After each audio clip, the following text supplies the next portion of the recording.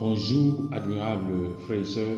Vous êtes la bienvenue à ce programme, à ce rendez-vous-ci consacré au secret pour découvrir sa destinée et l'accomplir. Secret pour découvrir sa destinée et l'accomplir.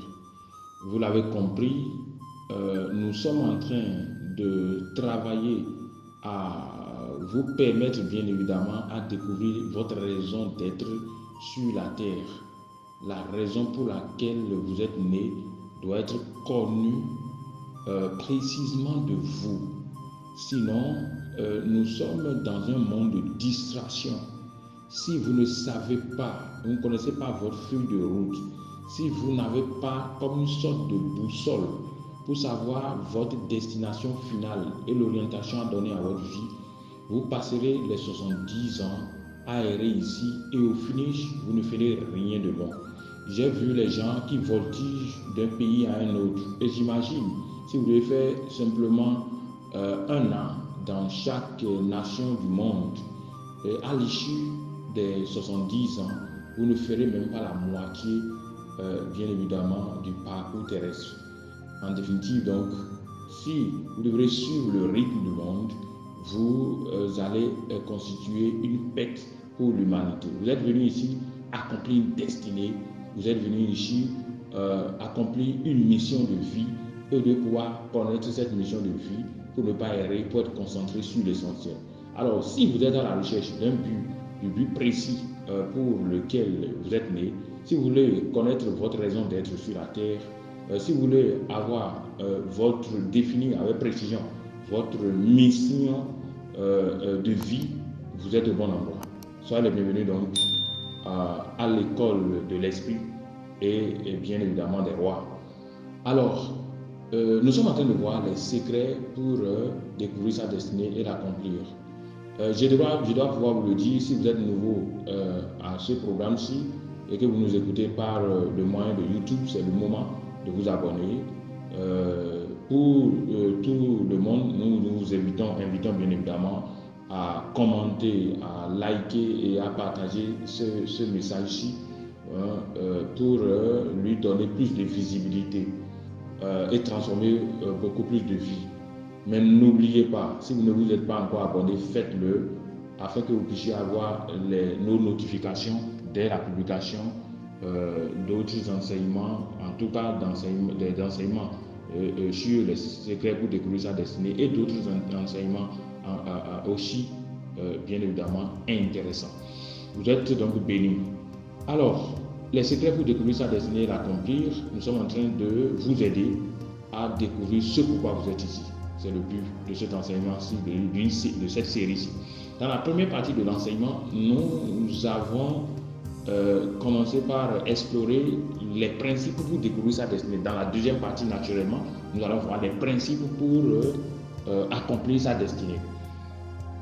Pour ce qui concerne les principes pour accomplir sa destinée, nous sommes en train de voir précisément beaucoup plus 8 clés ou 8 principes ou alors 8 P, parce que ce sont des mots, commençant tous par P exprès, dans un but pédagogique pour permettre de retenir l'essentiel. Alors, nous sommes en train d'explorer avec vous les 8 P, les 8 principes, les 8 clés qui doivent vous permettre de résumer votre mission de vie en une seule phrase, de résumer la raison pour laquelle vous êtes né en une seule phrase, de résumer en une seule phrase votre mission pour les décennies, le reste des décennies à vivre. C'est très important ça. Alors, les 8 P. Nous avons vu déjà un certain nombre de P. Alors, nous avons dit que la première clé pour découvrir leur destinée, c'est ce que j'appelle la prophétie personnelle. Pour d'autres personnes, ce n'est pas la clé la plus importante. Je vous ai dit, il y a ces clés-là qui sont dominantes chez les uns et d'autres qui sont moins dominantes chez les autres. De toutes les façons, quand vous allez explorer les 8 clés, vous allez vous rendre compte que quelques-unes seront indispensables pour pouvoir découvrir ce pourquoi vous êtes ici. Il y en a qui sont obligatoires, des passages obligatoires, il y a des clés qui sont des clés que j'appelle des clés tests. Ceux-là, quand vous finissez d'avoir une idée, une ébauche de votre mission de vie, vous allez passer par là pour vérifier. Donc, c'est des clés de vérification. On va venir là-dessus. Mais il y a de ces clés qui ne sont pas obligatoires. Il y a des clés, quelques-unes, 2 ou 3 clés peuvent déjà vous permettre d'accomplir la destinée en dehors donc des clés de vérification. Alors, pour ce qui concerne la prophétie personnelle, donc la première clé pour découvrir votre destinée, c'est la prophétie personnelle. Je l'ai dit, je ne le dirai pas assez. Lorsque Dieu veut faire quelque chose d'important dans votre vie, il va de soi qui vous l'annonce. Parce que la Bible dit que Dieu ne fait rien sans en révéler le secret à ses serviteurs les prophètes. Amos 3, verset 7. Dieu ne fait rien sans révéler le secret à ses serviteurs les prophètes. Et le premier prophète de sa propre vie, c'est bien évidemment toi. Donc, s'il veut faire quelque chose de grand dans ta vie, il va de soi qui va te l'annoncer. Et c'est super, super important. Il va te l'annoncer, ça peut être de façon directe, dans un son, dans une vision, ou alors par l'intermédiaire de tes parents. C'est souvent les parents surtout, que les parents connaissent les circonstances qui entourent la naissance d'un enfant et tout ça. C'est peut-être par l'intermédiaire d'un proche ou alors d'un prophète qui l'annoncera. C'est pas parce que la prophétie est aujourd'hui galvaudée, est polluée, que ce n'est pas un outil utile. La prophétie reste et demeure un outil utile, et ça le sera, elle le sera durant toute l'éternité. C'est Satan qui veut polluer en réalité cet instrument très puissant entre les mains de Dieu, qui est la prophétie. Donc ne tombez pas dans ce piège. Alors, en dehors de la prophétie personnelle, nous avons bien évidemment ce que j'appelle le potentiel. Le potentiel, c'est quoi? Le potentiel, ce sont ces ressources innées qui sont en vous, ces ressources innées qui sont en vous et qui, travailler, doivent vous permettre d'accomplir la destinée. Ce sont donc des potentiels innés qui sont en vous, qui, une fois travaillés, doivent pouvoir vous permettre d'accomplir la destinée. Alors, donc, c'est un élément très important. Si vous voulez accomplir la destinée, il va de soi que vous puissiez tenir compte de ce qu'on appelle les prophéties personnelles. C'est super, super, super important. Et non, de tenir compte, bien évidemment, du potentiel. Donc, le potentiel est un élément très, très important. Alors, donc, c'est la deuxième clé pour découvrir sa destinée. En dehors de la deuxième clé pour découvrir sa destinée, nous avons la passion. La passion, c'est quoi? C'est ce qui vous passionne le plus. Ce que vous pouvez accomplir des jours durant, sans vous plaindre de l'opposition, sans vous plaindre de manque de récompense, sans vous plaindre pour ainsi dire, la nourriture, de la fatigue. C'est votre point de destinée. Et quelle est la réalité avec la passion? La passion, en réalité, vous permet de pouvoir avoir du zèle pour aller jusqu'au bout. C'est comme du carburant à votre véhicule. Donc, la passion est un élément très, très important. Si vous découvrez vos passions, vous devez avoir une idée plus globale de ce à quoi vous êtes appelé dans la vie. Parce que la passion va vendre le sens de ce que vous devez faire. Ça sponsorise en réalité, ou alors ça donne le carburant à ce que vous devez pouvoir faire pour arriver jusqu'à destination. Donc la passion est un élément très, très, très important. Alors le quatrième P, ou la quatrième clé, ou le quatrième principe pour découvrir sa destinée, c'est ce que j'appelle le problème de la persécution. Sur le chemin de votre destinée, soyez convaincus de ce que vous allez être confronté à certaines difficultés données. Le fait de voir ces difficultés-là prouve que vous êtes sur le chemin. Ce n'est pas le moment de fuir les oppositions, surtout les oppositions qui sont attachées à votre appel. Parce que je l'ai dit, je ne le dirai pas assez, vous êtes né exactement pour régler un problème que Satan et ses démons avaient créé. Donc toutes les fois où vous voulez aller dans le sens de la résolution de ce problème-là, c'est le monde des ténèbres où l'enfer va se déchaîner contre vous. Ces problèmes-là ne sont pas en réalité des problèmes. Il faut tenir et Dieu va vous délivrer et va vous accorder la victoire à l'issue. Donc les problèmes et les persécutions sont des signes de ce que vous êtes sur le chemin de la destinée. C'est super, super, contrairement à ce que le monde pense, bien sûr. Alors, en dehors de ça, le cinquième P, ou le cinquième principe, ou alors la cinquième clé pour découvrir votre destinée, c'est la publicité de l'impact. Qu'est-ce que je veux dire? Je l'appelle un principe test, c'est-à-dire après avoir eu une idée plus ou moins vague, parce qu'avec les 5 premiers principes de pouvoir avoir une idée vague déjà de ce que vous êtes appelé à faire. Si vous faites une étude approfondie, vous faites la méditation avec ces principes-là. Mais cela ne suffira pas. Il faut que cela passe par ces principes, ces deux principes, disons, tests. Fondamentalement, je vais parler de la publicité de l'impact. Si ce que vous pensez être votre destinée ne s'inscrit pas dans le sens d'impacter les autres, dans le sens d'ajouter de la valeur à l'humanité, ça ne s'inscrit pas dans le sens de l'altruisme. Je doute fort que cela, je vous dis que cela n'est pas de Dieu, ou alors vous avez mal compris la destinée. Donc vérifiez cela à la lumière, vérifiez votre présumé destinée, votre présumé mission de vie à la lumière, bien évidemment, du principe de la publicité de l'impact. Donc voyez si ce que vous êtes en train de définir là est porté beaucoup plus sur les autres. Est-ce que le but est d'arroser les autres ou bien le but c'est de vous promouvoir? Si votre vision se résume à votre auto-glorification, à parler de vous-même, ce n'est pas de Dieu. La vision de Dieu est portée vers les autres. C'est un principe sacro-saint de la création, l'altruisme, l'intérêt porté aux autres. Toutes les créatures de l'univers ont été créées, ont été faites ainsi pour ajouter de la valeur aux autres. Donc vous ne faites pas exception.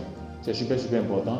Alors un autre P que nous allons voir aujourd'hui, c'est bien évidemment le 7e P. C'est un principe test aussi. C'est après avoir eu une idée globale de ce à quoi vous êtes appelé, vous devez pouvoir tester ça pour voir si cela s'inscrit dans ce que j'appelle le principe de la perpétuité. Le principe de la perpétuité, de l'impact de la destinée, ou le principe de la permanence, ou alors le principe de la pérennité. Le principe de la perpétuité, qu'est-ce que ça veut dire? Selon le principe de la perpétuité, vous devez pouvoir être conscient de ce que votre destinée s'inscrit dans un plan éternel de Dieu. Vous devez pouvoir retenir que votre destinée s'inscrit dans un plan éternel de Dieu. Votre destinée s'inscrit dans un plan éternel de Dieu. Votre destinée s'inscrit dans le plan éternel de Dieu. C'est super important. Alors, votre destinée appartient en réalité à Dieu, mais il a fait de vous un gestionnaire. Il a fait de vous un locataire en tant que tel. Il a fait de vous un intendant de cette portion-là de son plan. Alors, donc, vous êtes exactement un point dans l'éternité, dans le plan éternel de Dieu. Votre destinée est un point dans le plan éternel de Dieu. Alors, pourquoi j'utilise ce principe avec vous? Si ce que vous appelez votre mission de vie, ce que vous appelez votre destinée, ne s'inscrit pas dans le plan éternel de Dieu, ne s'inscrit pas dans une dimension éternelle, il n'est pas exclu que vous ne soyez pas en train de définir la bonne mission de vie. Ou alors, soit vous vous trompez, soit ce que vous appelez la vision ou la destinée ou la mission de vie n'est pas de Dieu. C'est super important. Donc, vous devez pouvoir avoir la mentalité de l'éternité. C'est le plan éternel de Dieu. Nous allons lire rapidement un passage et ça va vous permettre d'avoir une idée plus globale de ce qu'on est en train de dire. Psaume 33, verset 11. Psaume 33, verset 11. Alors, le conseil de l'Éternel subsiste à jamais et les projets de son cœur de génération en génération. Les projets de l'Éternel subsistent. Non, le conseil de l'Éternel subsiste à jamais et les projets de son cœur de génération en génération. Alors, c'est important. Un autre passage qui va pouvoir vous permettre de mieux comprendre ce que je suis en train d'exprimer ici, c'est Ésaïe 46, verset 10. Ésaïe 46, verset 10. Alors, j'annonce le commencement. J'annonce dès le commencement la suite et longtemps d'avance ce qui n'est pas encore accompli.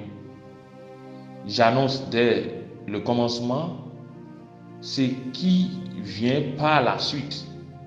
et longtemps d'avance ce qui n'est pas encore accompli.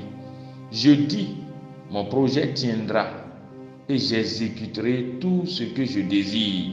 Vous avez compris? Alors, à partir de ces deux passages, vous allez vous rendre compte aisément que Dieu, avant même de créer l'univers, est assis à définir un plan global. Alors, qu'est-ce qu'il fait? En chaque génération, en chaque dispensation, il zoome ce plan-là et il a fait participer des fonctionnaires nouveaux pour exécuter le plan. Donc, vous, ce que vous appelez votre destinée n'est qu'une portion du plan éternel de Dieu, n'est qu'une part du plan éternel de Dieu, n'est qu'un point dans l'éternité. Alors, tout ce que vous définissez comme mission de vie, qui ne s'inscrit pas dans cette conscience de ce que vous êtes, en fait, c'est une brève transition dans le plan éternel de Dieu, n'est pas de Dieu. Cette destinée-là n'est pas de Dieu. Je vais vous aider un peu. La situation, c'est comme l'image d'un roi qui veut faire un voyage lointain et qui est amené, bien évidemment, à se servir de plusieurs cavaliers, compte tenu de ceux qui sont illimités et tout ça, pour arriver à destination. Donc, à chaque étape, il utilise de nouveaux cavaliers pour le conduire, parce qu'un cavalier ne peut pas faire tout le voyage. C'est un peu comme ça. Donc, Dieu a déjà formé son plan éternel et arrivé à une étape donnée de l'histoire, il élève des fonctionnaires nouveaux pour accomplir la destinée. Donc, ce que tu appelles le plan parfait de Dieu pour ta vie est une portion du plan de Dieu. Je l'ai dit, j'ai parlé du boulevard présidentiel. Donc, dont vous êtes chargé de l'entretien d'une partie, tout simplement. Donc, la destinée est comparable donc, à la distance à couvrir par le cavalier, un cavalier particulier. Mais si ce cavalier-là ignore qu'il est inscrit dans un voyage lointain, il n'est pas exclu qu'il s'éloigne du plan, parce que lorsque le roi va lui donner des instructions, il ne pourra pas comprendre. Donc, le cavalier doit avoir une idée globale, quand bien même il n'a pas à parcourir toute la distance. Et une autre analogie, c'est votre destinée est comme une course de relais. Donc, vous avez un rôle à jouer. Vous connaissez les courses de relais. On remet le bâton à quelqu'un, c'est lui qui accélère cette fois-ci.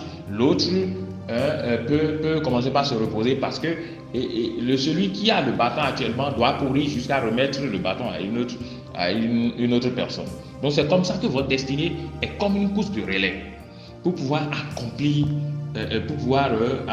un plan éternel. Vous devez pouvoir le comprendre. Ou c'est encore comme des scènes successives d'un scénario avec divers acteurs. Lorsqu'on veut faire un scénario, il y a plusieurs scènes. La scène, c'est l'événement qui se déroule actuellement sur un espace et à une période donnée. C'est ça qu'on appelle la scène. Mais il y a plusieurs scènes dans un scénario. Donc, le plan éternel de Dieu est comme un scénario, mais votre vie actuellement, avec d'autres acteurs présents, constitue en réalité la scène. Donc, vous devez pouvoir jouer ce rôle-là en étant conscient de ce que vous êtes dans une scène. Vous êtes un acteur dans une scène qui s'inscrit dans le cadre d'un long scénario, qui s'inscrit dans le cadre d'un long feuilleton. Et quand vous comprenez ça, votre comportement change. C'est pas si vous voyez. Donc, si ce que vous êtes en train d'appeler votre destinée, votre mission de vie, ou votre feuille de route, ou alors le but pour votre but de vie, le but pour lequel vous êtes né, votre raison d'existence, votre raison d'être, ne s'inscrit pas dans un plan éternel, tel que vous êtes en train de formuler cela, je ne dis pas de nécessairement écrire et dire que c'est dans un plan éternel, mais en formulant ça, il doit avoir une raison sous-jacente, des valeurs sous-jacentes qui doivent déterminer votre mission de vie. C'est la perpétuité de l'impact. L'impact de votre destinée doit être perpétuel. L'impact de votre destinée doit être permanent. L'impact de votre destinée doit être disons, doit avoir une pérennité. Vous avez compris ça? Donc, c'est vrai que votre destinée s'inscrit dans le temps et dans l'espace, mais elle a pour finalité l'éternité. Je veux vous aider. La destinée s'inscrit ou se déroulera dans le temps et dans l'espace, mais avec pour finalité un impact éternel. Je me répète, la destinée se déroulera dans le temps et dans l'espace, mais son but final, c'est l'éternité. Donc, vous pouvez, en formulant votre mission de vie, n'oubliez jamais cet aspect-là. Vous pouvez ne pas l'écrire, mais ça doit pouvoir être des raisons qui fondent ce que vous êtes en train de formuler. Donc, c'est super important. Alors, quelqu'un me dit, pourquoi il est si nécessaire d'avoir la conscience de l'éternité lorsqu'on est en train de définir sa mission de vie? Vous devez avoir la conscience de l'éternité lorsque vous êtes en train de définir la mission de vie, parce que il y a deux éléments majeurs. Cela reflète deux éléments majeurs. Celui qui a la conscience de l'éternité, en définissant sa destinée, en découvrant sa destinée, a l'avantage de préparer une relève. Celui-là va être conscient de la nécessité de préparer une relève. Vous voyez, il y a des gens qui n'ont pas bien défini leur mission de vie et qui donc n'ont pas préparé de relève. Au contraire, ils ont détruit leur relève. Parce que vous êtes comme une plante. C'est vrai, vous devez porter des fruits. Vous êtes comme une semence. C'est vrai, cette semence doit grandir, devenir un arbre et porter des fruits. Mais cette même arbre doit commencer par se préparer à une relève. C'est la même semence du même arbre qui passe de génération en génération, mais ce n'est jamais le même arbre. C'est la même chose avec vous. Donc quand vous savez que vous êtes un point dans l'éternité, quand vous savez que vous êtes en réalité une transition dans un plan global de Dieu, dans un plan éternel de Dieu, ce que vous faites, c'est que vous avez préparé une relève. Donc il y a deux grands avantages de la conscience de l'éternité. Le premier avantage, c'est bien évidemment la préparation d'une relève. Et c'est pour cela que quand vous prenez la Bible, vous aurez constaté que tous les patriarches ont travaillé à la préparation de la relève. Ils ont travaillé à préparer déjà leur relève avant de partir d'ici. Abraham a préparé sa relève. Dans le livre de Genèse 24, verset 1 à 18, nous le lisons si clairement, nous savons qu'il avait préparé une relève. Il avait préparé Isaac pour continuer, perpétuer son alliance avec Dieu. Isaac a transmis son héritage spirituel à Jacob. Il voulait le faire avec Esau, mais finalement, c'est Jacob qui a pris la bénédiction. Vous connaissez l'histoire dans le livre de Genèse 27. Jacob a transmis aussi l'héritage spirituel à la descendance, notamment à Manassé et à Ephraïm.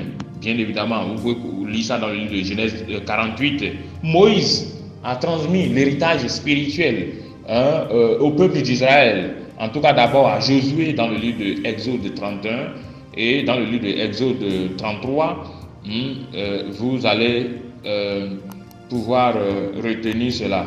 C'est super important. C'est plutôt dans le livre de Deutéronome 31 et Deutéronome 33.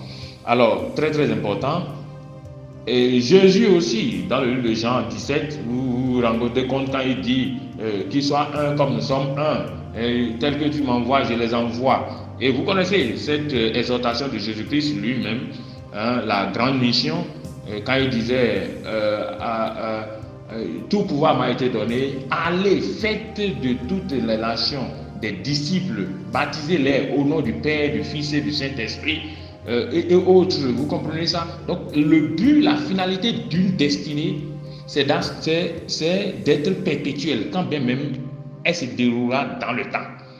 Donc ce que vous voulez définir, puisque nous sommes en train d'aller maintenant dans le sens de résumer votre appel, votre vocation, votre destinée en une seule phrase, mais vous aurez commis une erreur fatale en résumant cela et en ne tenant pas compte de ce que cette destinée doit avoir un impact perpétuel quand même elle doit se dérouler dans le temps et dans l'espace. C'est pourquoi j'insiste là-dessus. Donc c'est un principe test pour voir si ce que vous êtes en train de définir comme votre destinée là est réellement votre destinée divine, ou alors c'est une ambition, ou alors c'est quelque chose que vous avez imaginé vous-même. C'est très important. Donc vous connaissez aussi l'histoire de Paul, qui transmettait de dons à bien évidemment Timothée. Donc pour ce qui concerne Jésus-Christ, il y a Jean 17, il y a Matthieu 28, verset 18 à 20, Paul qui transmettait le don à Timothée, 1 Timothée 1, verset 6, 1 Timothée 4, verset 14. N'oubliez pas aussi qu'il a transmis de doctrine. Il dit, ce que tu as appris de moi, ce que je t'ai enseigné, confie-le à des gens, à des hommes fidèles qui à leur tour vont se charger de l'enseigner aux autres. Donc le souci de tout homme de destinée est de transmettre sa destinée à la génération future. Un peu comme la finalité de l'arbre, c'est de servir de semence pour lever d'autres arbres. C'est ce à quoi vous devez travailler. Donc ne soyez pas ces aigris et ces frustrés qui résument leur destinée à leur propre vie. C'est pas comme ça fonctionne. Vous devez avoir la mentalité de l'après. La mentalité de l'après. Alors je disais tantôt que le premier avantage lié au fait d'avoir la conscience de l'éternité en rédigeant sa mission de vie ou sa feuille de route, c'est bien évidemment que cela va vous amener à préparer une relève. Et le deuxième avantage, c'est que vous allez vivre au quotidien en vous apprêtant à obtenir la vie éternelle et la couronne éternelle. Donc vous allez vivre avec la mentalité de la récompense éternelle à recevoir à la fin du temps, et cela sera déterminant pour l'accomplissement de votre destinée sur la terre, pour donner satisfaction à l'auteur des choses aussi. Donc c'est super important. Donc il y a deux avantages liés au fait que vous soyez conscient de la perpétuité de votre destinée. Le premier avantage, c'est que cela vous amène à préparer facilement une relève. Si vous voyez quelqu'un aigri qui ne veut rien passer à leur génération, c'est qu'il n'est pas conscient de ce que sa destinée à lui s'inscrit dans l'éternité. Le deuxième avantage, c'est que cela vous amène à vous préparer au quotidien à obtenir la vie éternelle et surtout à recevoir une récompense, une couronne éternelle. Et ça fait toute la différence. Donc c'est ce que vous devez pouvoir retenir. Si nous allons nous résumer, voici ce que vous devez pouvoir retenir. La perpétuité, la pérennité ou la permanence de l'impact de la destinée est une clé test. C'est un principe test pour découvrir votre destinée. Après avoir imaginé votre destinée, passez par ce test-là pour voir si en formulant votre mission de vie, cela s'inscrit dans l'éternité. Est-ce que vous avez la conscience de l'éternité? Si vous n'avez pas, inclusez ça dans la formulation de votre mission de vie, et ça fera toute la différence. Vous êtes donc bénis au nom de notre Seigneur Jésus. Éternel Dieu, je prie pour tes enfants et je demande que tu fasses tomber les écailles de leurs yeux afin qu'ils comprennent ce que c'est que la largeur, la longueur, la hauteur, la profondeur, et qu'ils puissent découvrir ce pourquoi ils sont ici et qu'ils puissent te donner satisfaction à l'issue. Au nom puissant de Jésus-Christ. Au nom de Jésus, nous en prions. Si vous ne vous êtes pas encore abonné, faites-le. Commentez cette vidéo-ci, partagez-la, likez-la, afin de donner plus de visibilité à cette vidéo pour aider un plus grand nombre de personnes. Vous êtes bénis. Au nom de Jésus. Amen, amen et amen.